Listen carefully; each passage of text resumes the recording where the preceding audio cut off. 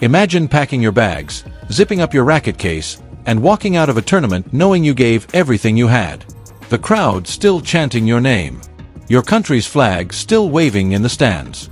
You lost, yes, but you lost to one of the best players on the planet, and you did it after beating 4 top 20 opponents in a single week as a wild card entry who nobody saw coming. That was Alex Eala's reality after the Berlin Open semifinals. She had done the impossible, and then the door closed. Or at least, that's what everyone thought. Because 24 hours later, the tennis world woke up to a rumor so wild, so deliciously cinematic, that fans from Manila to Manchester couldn't stop talking about it. What if Alex Eala wasn't done? What if the story had one more chapter left to write? What if the girl who shocked the world was about to get a second chance to finish what she started? Let's go back to the beginning of this, because to understand how crazy the situation became, you have to understand what Alex Eala had already pulled off in Berlin. She arrived as a wild card. That means she didn't even earn her spot through rankings. She was handed an invitation, which in tennis terms usually signals that the tournament wants a local favorite or a compelling story in the draw, someone who fills a few seats before bowing out in round 1. Nobody expected her to be there in week 2. Nobody expected her to be anywhere close to a semi-final. But from the first match, something was different. She didn't play like someone grateful just to be there. She played like someone who belonged. Her first opponent was Donna Vejic. Not a soft draw. Not a warm-up. Vejic is a hardened professional, someone who's been on tour long enough to smell nervousness from across the net, and she would have smelled it in a flash if Eala had any. She didn't. Eala beat her cleanly, and then the draw opened up a name that made the entire tennis world stop scrolling. World number 2. Elena Rybakina. A former Wimbledon champion. A woman with a serve so heavy it sounds like a car door slamming when it lands. And Eala beat her too. The stadium exploded. The Philippine fans who had traveled across the world to watch her play were losing their minds. But Eala wasn't done. She came back out for the quarterfinals and dismantled Elena Svitolina, world number 8, a former top 3 player who had spent years winning titles on every surface imaginable. Another top 20 scalp. Another match where Eala simply refused to be intimidated. By the time the semi-final arrived, Berlin wasn't just a tennis tournament anymore. It was a movement. Fans were calling it the Eala effect. The venue felt like a corner of Manila had been dropped into Germany. The noise, the flags, the energy, it was unlike anything that stadium had seen in years. And then she walked out to face Linda Noskova. The rain had already delayed the match for 4 hours. Tarps stretched across center court. Players and fans sat waiting for the skies to clear. When play finally resumed, Noskova looked like someone who had used those 4 hours to sharpen every single weapon in her arsenal. She came out swinging. 9 aces in the match. Ground strokes that felt like they had GPS tracking. Every time Eala found a way to keep the ball in play, Noskova had an answer, a forehand winner down the line, a sharp cross-court angle, an aggressive volley at the net. Eala fought back, the way she always does. She recovered from an early break in the first set to level it at 1-all.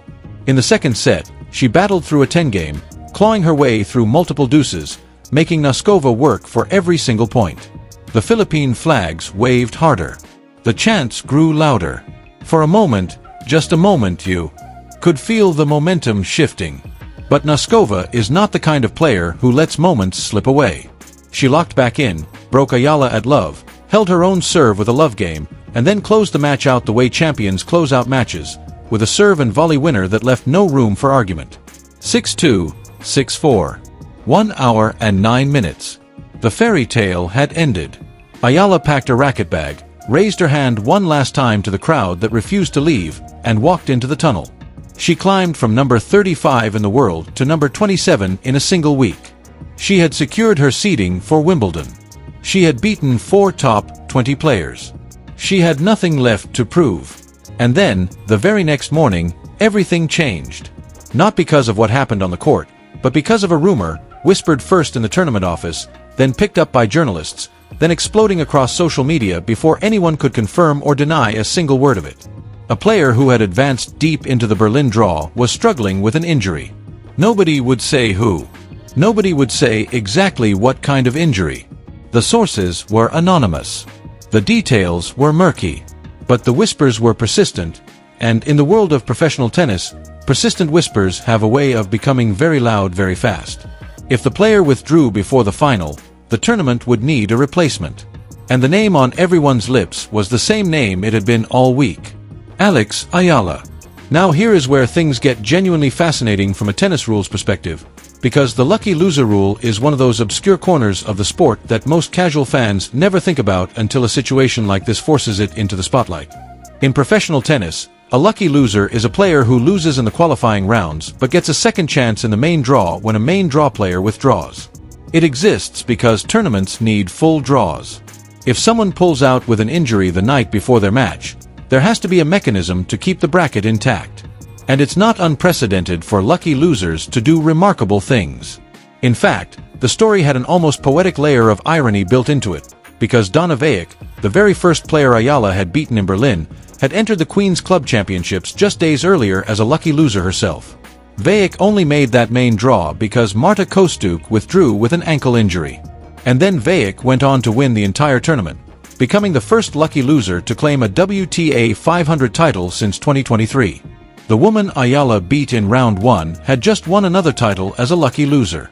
And now the lucky loser rule might be the thing that brings Eala back.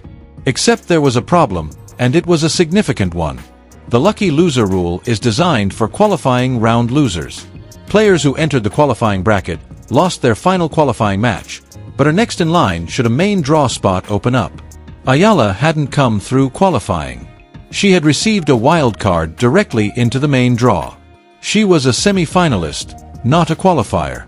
Technically, legally, by the strict reading of the rules, she wasn't eligible.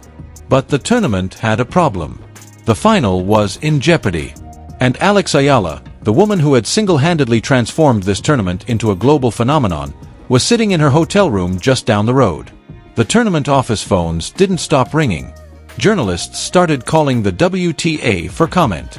Social media, as social media always does in moments like this, went completely nuclear. The hashtag Alex Returns trended #1 in the Philippines, in Germany, in the UK, in the United States, in Australia. Fans were split right down the middle. On one side, the people who felt that Eala had earned a second chance through sheer merit. She had beaten 4 top 20 players. She had sold out the stadium. She had made this tournament one of the most watched WTA events of the entire grass season. If anyone deserved to be standing in that final, it was her. On the other side, the people who argued that rules are rules. The lucky loser system exists for qualifiers. It has a specific purpose. Bending it for one player, no matter how compelling her story, sets a precedent that could create problems for the integrity of the draw for years to come. Tennis analysts who had covered the sport for decades were saying they'd never seen anything quite like it. Former players were weighing in.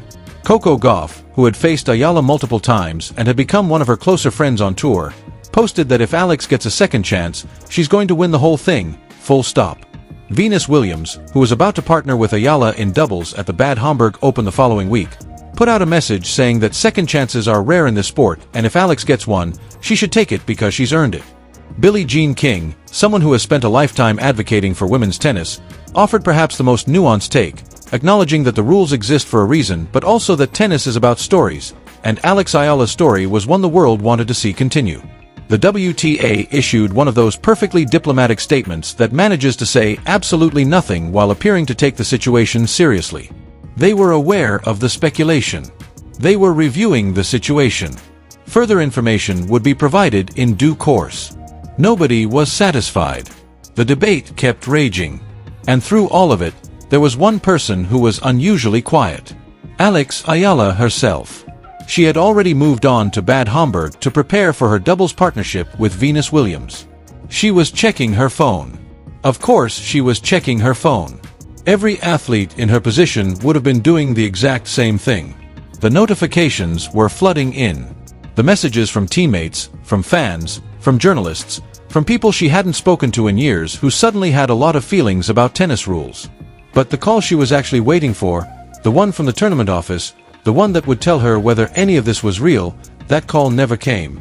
Because on Sunday, the Berlin Open final went ahead as scheduled. Linda Noskova walked onto center court for the second time in 3 days.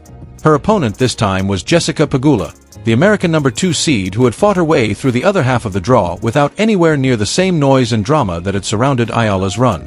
Noskova was clinical, dominant. She took the match in straight sets and lifted the trophy as a champion, her first WTA 500 title, a clean and deserved victory that nobody could argue with. The confetti fell. The trophy gleamed under the lights. And Alex Eala sat in her hotel room in Bad Homburg, watching it happen on her phone, knowing that the second chance was never coming. And here's what strikes me most about this entire story, the part that I think gets lost in all the noise about rules and lucky losers and speculation and hashtags. Alex Eala didn't actually need a second chance. Think about what she had already accomplished. She walked into Berlin as a wild card with a world ranking of 35. She left as the 27th best player on the planet. She beat 4 top 20 players across 5 matches, including a former Wimbledon champion and the world number 2. She drew crowds that hadn't been seen at that tournament in years. She turned a professional tennis event in Germany into must-watch television across Southeast Asia. She gave an entire nation of 115 million people a reason to stay up past midnight, refreshing their screens, watching every point as if their hearts depended on it. And she did all of that as a 21-year-old. 21 years old. Playing in one of the most storied grass court events on the WTA calendar, on a surface that demands a very specific kind of game, a very specific kind of confidence, a very specific kind of controlled aggression that takes most players years to develop. She had it from day one. The lucky loser return didn't happen, and maybe that's fine. Maybe the story doesn't need that extra chapter. Because the chapters that already exist are extraordinary enough on their own. What comes next is what excites me. The Bad Homburg Open with Venus Williams as her doubles partner. Imagine that dynamic. A 21-year-old wild card from Quezon City stepping onto a grass court alongside a 7-time Grand Slam champion and one of the most iconic athletes in the history of women's sports. And then, after Bad Homburg, the thing that every Filipino tennis fan has been dreaming about since Eala first started climbing the rankings. Wimbledon. The All-England Club. The most famous tennis tournament in the world. Center court. The strawberries and cream. The all-white dress code. The whispered reverence that settles over SW19 like no other place in sport. And Alex Eala will walk through those gates not as a wild card, not as someone handed an invitation to fill a bracket, but as a seeded player. A player who earned her place. A player who the draw respects. A player who the other seeds will be quietly hoping they don't have to face in the early rounds. Because here is the thing about grass courts and Alex Eala that the Berlin run revealed very clearly. She belongs on this surface.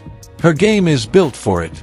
The aggressive baseline play, the willingness to take the ball early, the serve that can be a genuine weapon when she's in rhythm, the footwork that keeps her balanced even on the slickest conditions, all of it translates to grass in a way that not every player can manage. Some players spend their entire careers treating Wimbledon like a detour between the clay and hard court seasons. Eala looks like someone who was built for the place. The tennis world is buzzing right now, and honestly, it should be.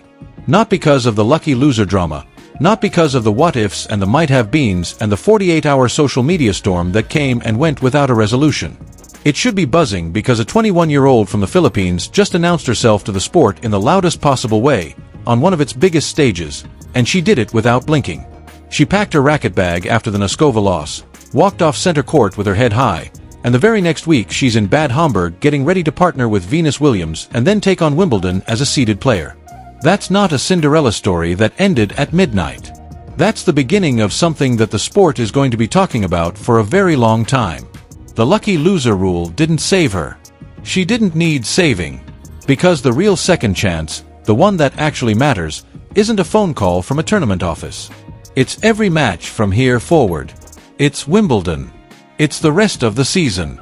It's a ranking that will keep climbing if she keeps playing the way she played in Berlin. Laban. Alex. The world is watching.